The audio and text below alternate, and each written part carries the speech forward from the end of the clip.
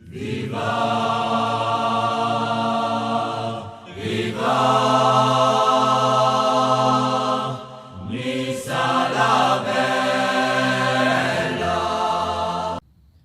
bon Dieu, qui sort, on va se faire le petit débrief de ce PSG OGC Nice.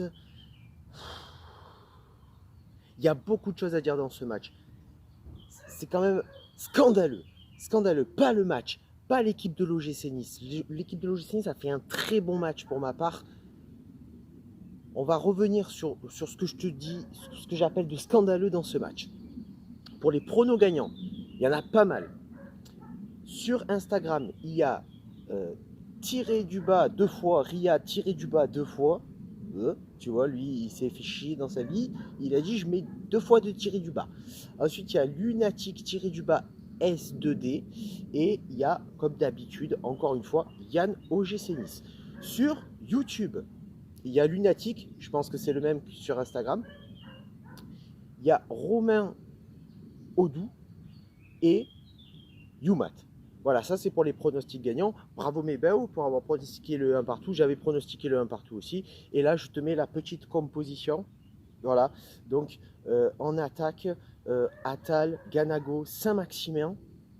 Avec Ganago qui fait son retour en titularisation. Au milieu de terrain, Danilo, Tamézé, Pierre Lesmelou. Et ensuite, en défense, toujours pareil, Sarr à gauche, Burner à droite et la charnière centrale, Dante et Rel. Et au cage, bien sûr, The Rock, Benitez. Et on commence le match direct, première action pour Ganago qui intercepte, qui balance pour Saint-Maximin. Et qui centre et Saint-Maximin quoi. Saint-Maximin qui centre. On dirait que quand il met un centre, il dit ah ta, je mets mon bandeau Gucci sur les yeux. Allez, là je m'en bats les couilles et on balance un centre. Non, comme d'habitude, donc les 5 premières minutes, Nice est quand même capable de se projeter vers l'avant. Ils mettent la pression sur le porteur du ballon, ils essayent de se porter haut, ils essayent de jouer assez haut pour priver les Parisiens du ballon et les empêcher de jouer. À la 7e minute, arrêt exceptionnel de Walter Benitez, encore une fois, sur une frappe de volée de Neymar, de Neymar, hein, et il nous fait l'arrêt exceptionnel. Et là, tu te dis pourquoi, en fait, il n'est pas dans les 5 meilleurs gardiens dans le trophée UNFP. Donc, j'ai envie de te dire, la LFP, c'est pour toi. C'est cadeau, papa. C'est pour toi. Voilà, tu comprends pas. Le mec, c'est le meilleur gardien de Ligue 1, hein, je pense. Pour moi, sans être chauvin, parce que je suis pas au Nice, je pense que c'est le meilleur gardien de Ligue 1 quand même. Hein. Attal qui est monstrueux en ce début de match. Il limite tout sur son passage. Peut-être qu'il fait peut-être le geste de trop de temps en temps. Il se la joue un peu perso comme Saint-Maximin. Saint-Maximin qui arrive plus ou moins dans cette première mi-temps à bien conserver le ballon, mais après dans la transmission de balle, il balance n'importe comment.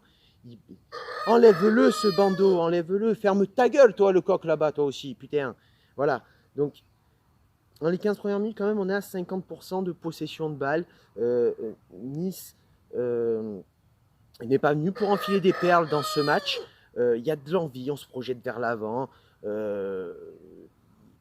Il y a une grande capacité à sortir le ballon sereinement dans la zone défensive. On joue avec sérénité, c'est notre force depuis le début de championnat. On a quand même du mal à concrétiser nos montées vers l'avant. On manque de présence devant comme d'habitude, ce qui freine nos offensives et ce qui nous permet en fait, ce qui nous évite de mettre de la vitesse dans ce match à cause de ça. Il faut créer le surnombre, créer les disponibilités pour être efficace. Et à la 24e minute, Attal qui fait un appel, Dante qui fait une longue transversale, c'est contrôlé par Attal, il se débarrasse de Bernat pour frapper. Arrêt d'Areola, c'est la première grosse action de l'OGC Nice. Et ensuite, c'est encore récupéré par Attal ce ballon qui décale pour Danilo qui frappe et ça touche le poteau d'Areola.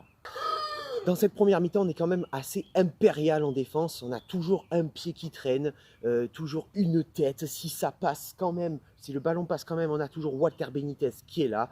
Le PSG manque d'étincelles dans ce match, de motivation. Ils sont déjà champions de France, donc ils n'ont aucun enjeu.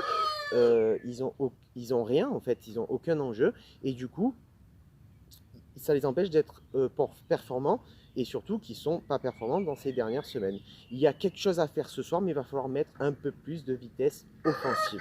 Du coup, malgré tout, une bonne première mi-temps dans l'ensemble. À retenir un excellent Benitez, comme d'habitude, un très bon Attal, peut-être un peu trop perso, je l'ai dit tout à l'heure.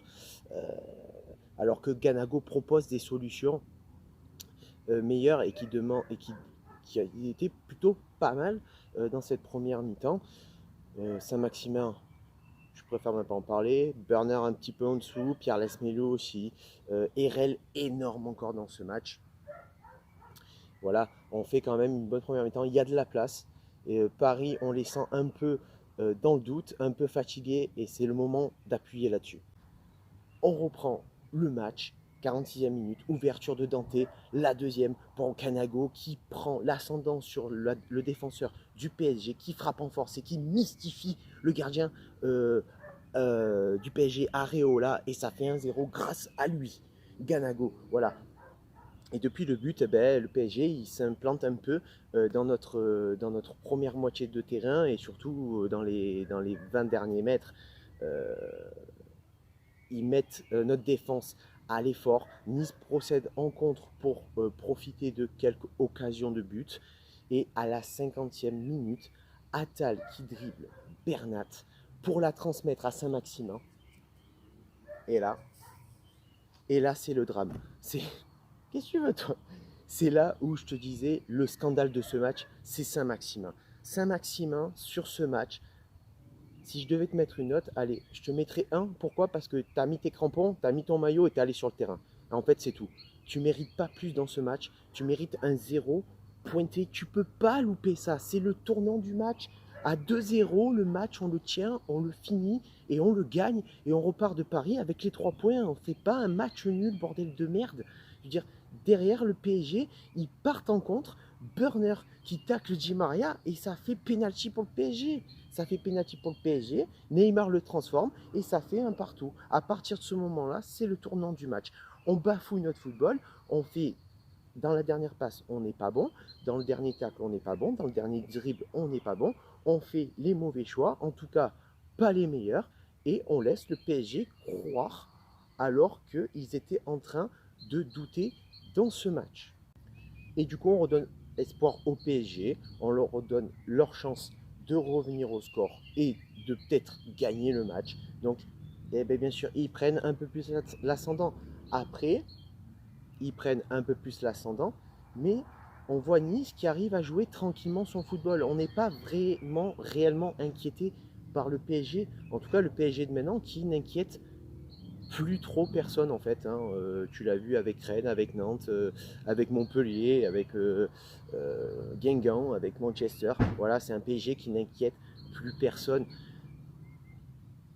Et à ce moment-là, Patrick Vieira fait ses changements. Makengo qui rentre à la place de Ganago. Saint-Maximin, enfin, il le dégage à partir de la 75e minute pour faire entrer Le Bihan. Je l'aurais fait sortir, moi, dès la première mi-temps, j'aurais fait sortir.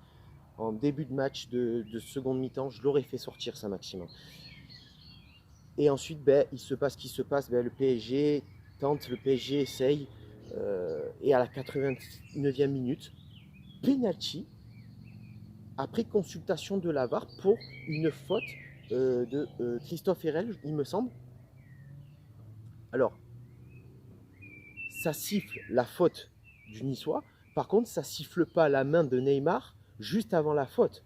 Là, ça, la main de Neymar, inexistante. Là, la VAR, pour Neymar, il n'y a pas de VAR. Pour Neymar, il n'y a pas de VAR. On va l'appeler Neymar maintenant. On va l'appeler Neymar, ce mec. Non, mais alors, ça siffle un penalty qui est discutable, un penalty qui n'est pas justifié pour ma part.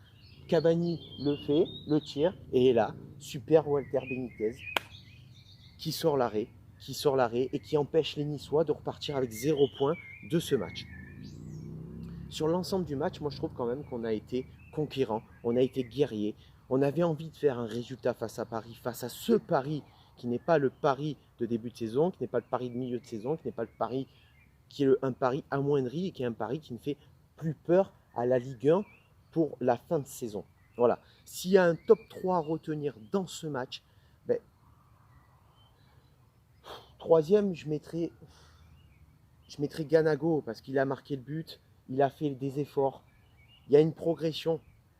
Après, voilà, première mi-temps, il était bon, il a mis son but, après, on ne l'a plus trop vu dans le match. Donc, c'est pour ça que je le place troisième. Parce qu'un garçon qui a fait beaucoup plus d'efforts, c'est Attal, que je mettrais numéro 2. Attal, numéro 2 de ce match, parce qu'il a été très très bon. Il a fait ce qu'il fallait dans le match. Il a été un peu trop perso des fois, ce qui a fait que ça a manqué un peu on va dire, d'offensivité réelle dans ce match. Voilà. Et numéro un, pourquoi numéro un? Parce qu'il sort l'arrêt de volée face à Neymar. Il a fait un match exceptionnel. Et de deux, il sort le penalty face à Cavani. Je suis obligé de le mettre. Walter Benitez, évidemment. Évidemment, Walter Benitez. Voilà. Voilà les amis, mes amis Nissart, c'était le débrief du PSG Nice. Sur ce, on se retrouve la semaine prochaine pour le prochain débrief. Sur ce, ciao viva, la Bayetta et Issa Nice.